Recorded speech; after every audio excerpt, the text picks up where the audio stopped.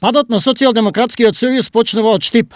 Ова синоќ од говорницата на Домот на културата Ацо Шопов го пореча Христијан Мицковски на прославата на 29-тиот роден ден на локалниот огранок на ВМРО ДПМНЕ. Штип ќе биде прв во браната која ќе го запре ова лудило кој се случува на нашата татковина. Ова зло кое е надвиснало над Македонија и кое ја одзема иднината ќе биде поразено. Штип ќе е браната пред која ќе распука оваа криминална власт на Зоран Заев и неговата каста. И го чекаме денот во месеците кои следат и повикот одовде од гордиот Штип, кога громогласно ќе се слушне веста: Штип победил, а власта загубила.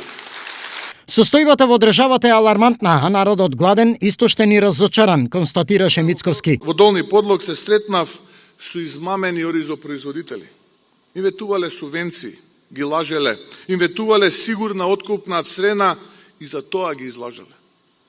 Производството отишло кај локалните шерифи блиски на власта за да им ја злоупотребат маката и се богатат на нивниот грб. Одговорницата во Штип, Мицковски најави интензивни средби со граѓаните на сите нивоа, во намера да ги слушне нивните проблеми и да побара решение за нив.